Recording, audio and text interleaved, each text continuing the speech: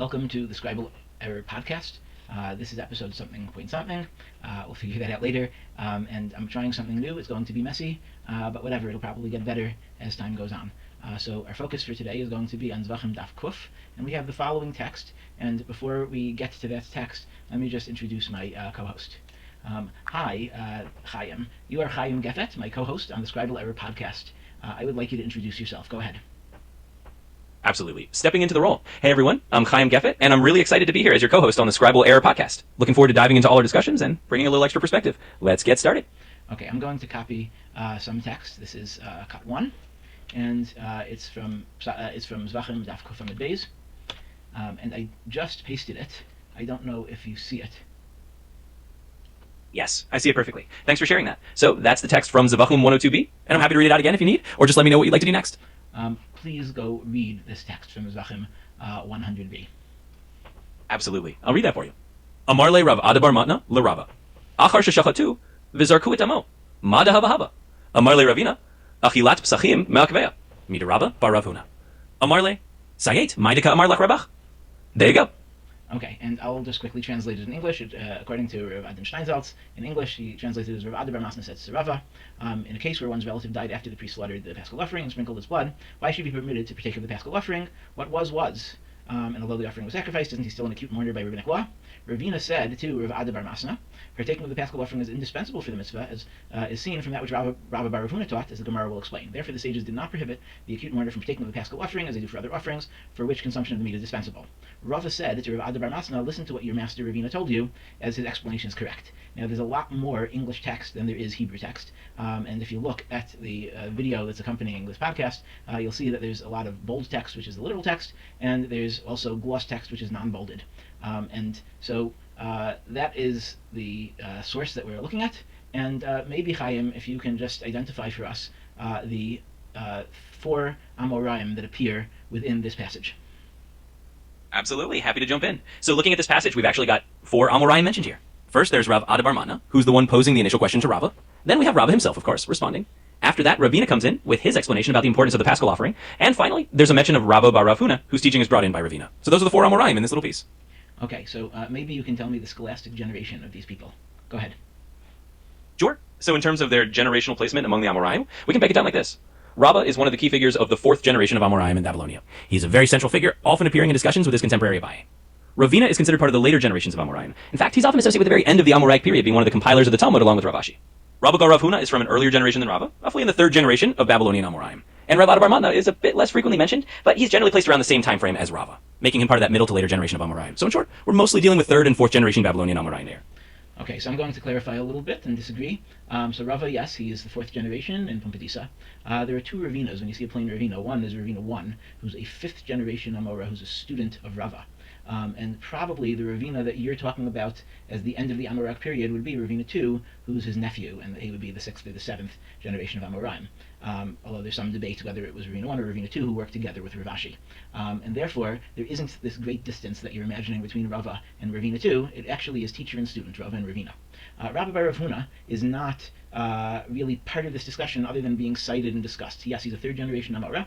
You'll find him in Surah Academy as opposed to Pumbedisa Academy. He inherited the leadership of that Surah Academy from his 2nd generation Amora father, Rav Huna. Finally, when you look at Rav Adabar Masna, there are 2 of them, and so we could take a look at Toldos Tanam V'Amoraim, where Rav Aaron Hyman goes through the identities. There's actually Rav Adabar Masna the 1st and Rav Adabar Masna the 2nd, and the difference between them might be whether they're spelled with an aleph in Masna or with a hey in Masna, although I don't know how much you can really make of that distinction, given that there will be variances in the manuscripts. But what Rav Hyman says is that there's 2 of them. The first one was a student of Rav, so Rav was a 1st generation Amora, so Rav Adabar Masna the 1st would be a 2nd generation Amora, a student of his. And then there's a second one, who is Rav Adabar Masna with an aleph, who was Talmido Hagadol Shel Abaye v'Rava, the great student of Abaye and Rava, so he's also 5th generation. So to sum up, we really have a conversation, let's say in Pumbedisa, or maybe you could say Mechoza, between Rava and 2 of his students, namely Ravina 1 and Rav Adabar Masna, who are both 5th generation students. You got that? Absolutely. That makes perfect sense, and Thanks for laying it out so clearly. So we have Rava as that fourth generation Amora in Pumbedita or Mechoza, and then his students, Ravina 1 and Rav Ada bar Mana, are from the fifth generation. And of course, Rabba bar Rav Huna, who's just being referenced, is from that earlier third generation. So that definitely gives us a nice, accurate picture of who's who here. Thanks for clarifying. Okay, perfect. So now let's go back to our sugya on Zvachim 100b. And what's interesting here is that while in the text that we have, the final text is after Rav Ada bar, well, background, Rav Ada bar Masna says something to Rava, and Ravina speaks to him, and then we have the following words in Aramaic, Amar Le, he said to him. We don't know who he is, and we don't know who him is, but Amar Le, he said to him, Sayes mai dekamar lach rabach. Listen to what your master, or what your teacher, perhaps, says to you. And so, what's interesting is both ArtScroll and Rav Steinsaltz identify the who, right, and the whom. In other words, when we say he said to him, they understand it as Rava said to Rav Ada bar Matana. On the basis of that, right, so that's a little bit of a disambiguation. On the basis of that, do you see any problems? Yes, that's a really interesting piece of ambiguity. So essentially, the question is, who exactly is speaking to whom when it says he said to him, listen to what your master told you? Both ArtScroll and Steinsaltz are taking the stance that it's Rava speaking to Rav Ada bar Mana, basically telling him to heed Ravina's words. Now, the potential issue with that reading could come from the general flow of authority. We know Rava is the teacher, and Ravina is considered a student, or at least a junior figure in relation to Rava. So if Rava is the one telling Rav Ada bar Mana to listen to Ravina, it does place Ravina's words in a very authoritative light, which is interesting, because it shows how much weight Ravina's interpretation has. But the subtle problem you might raise is that it could feel a bit unusual for Rava to be effectively deferring to Ravina in this way. It's not impossible, but it does raise an eyebrow about the dynamics. Of course, if the tradition is that this is how the Gemara is read, then that's the tradition, but it's a neat point to think about.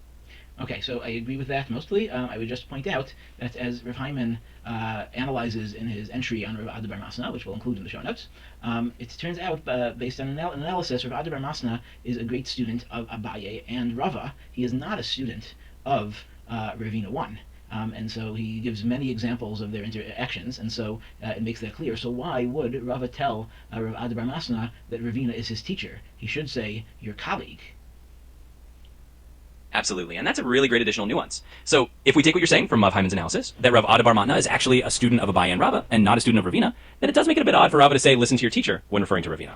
In other words, the hierarchy doesn't quite line up if we think of Ravina as a peer rather than teacher of Rav Ada bar Mana. It would be more natural for Rava to say something like, listen to your colleague, or just listen to what he said, if they were on the same level.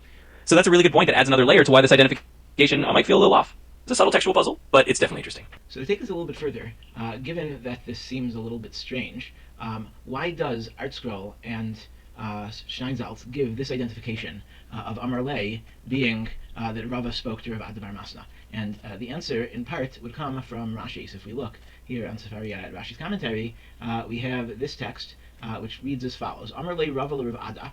Amar lach Rabach. So in this version, it actually inserts the name Rava. It doesn't say Li Rav Masna, but it does specify Rava. And you could also take a look at the Shita Mekubetzes there. You could also look at the Hachi Gar Sinan website. I'm going to go there in a second. So here is Hachi Gar Sinan. And if we pull up the appropriate daf, we'll see that some of the manuscripts actually do mention Rava. And so that might be where they get it from. What do you think of that? Yeah, that makes a lot of sense. Essentially what you're pointing out is that both ArtScroll and Steinsaltz are likely relying on the manuscript evidence and the commentaries like Rashi to settle that ambiguity. When a manuscript or a well-known commentary actually spells out Rava says to Rav Ada, that gives the publishers a clear reason to choose that reading. It's really a case where the textual tradition and the commentaries guide the decision.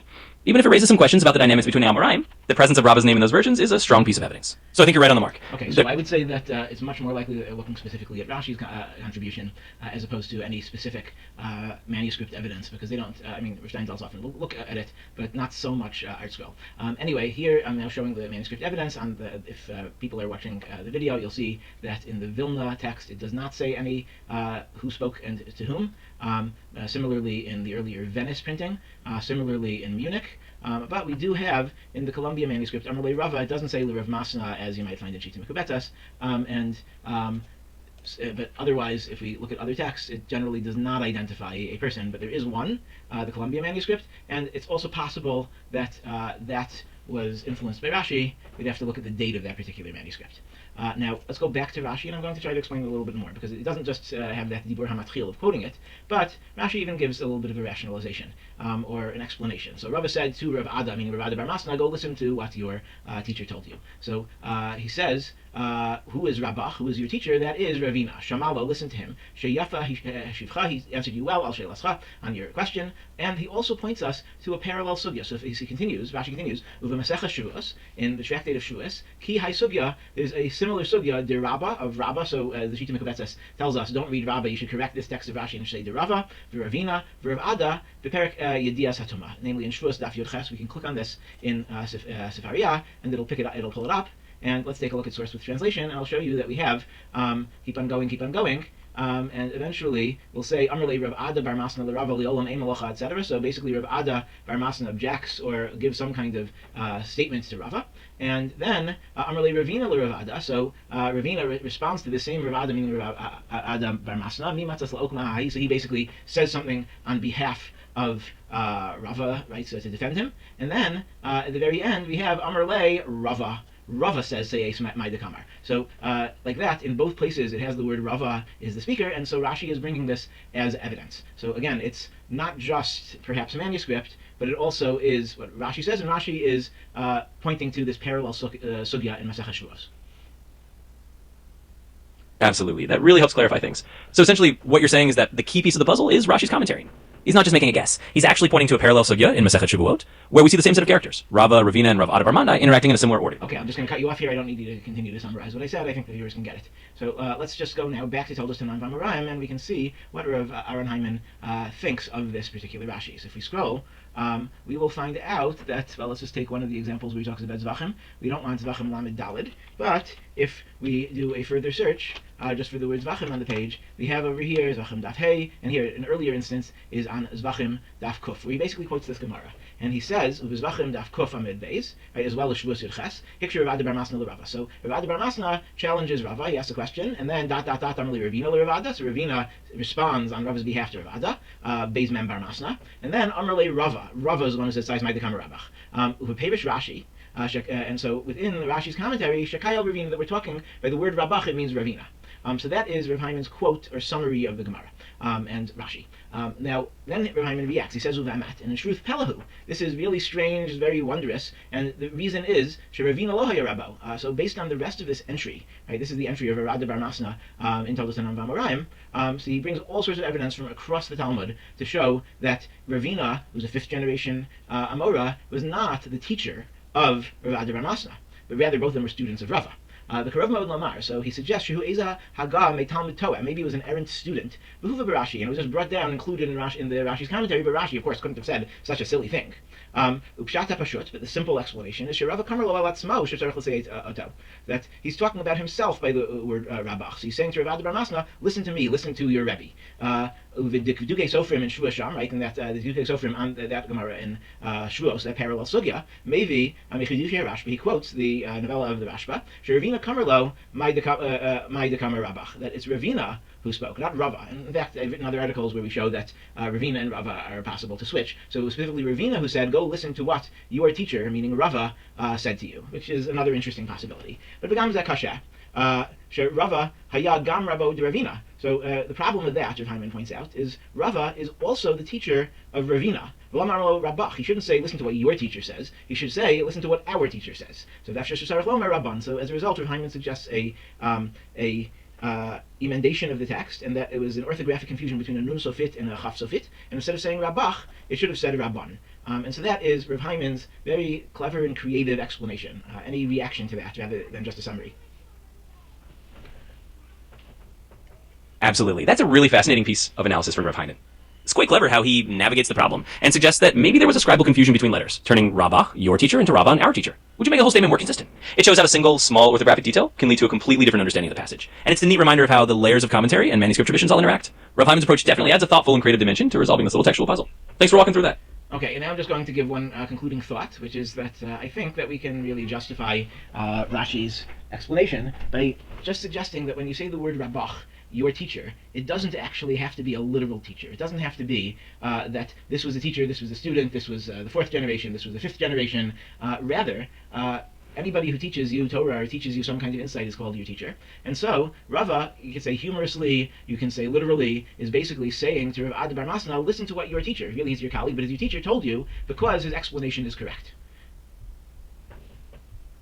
Absolutely. I think that's a really nice final point. In other words, we don't have to get too hung up on the strict hierarchical sense of teacher and student. What Rashi and the tradition following him might be saying is just that anyone who gives you a piece of Torah insight is called your teacher in that moment. So Rav is simply acknowledging that Ravina just taught Rav Ada Bar Matna something valuable, and in that sense, Ravina is his teacher for this particular point. It's a nice, flexible way to understand it, and really fits well into the broader Talmudic idea that anyone who teaches even a little bit can be called your teacher.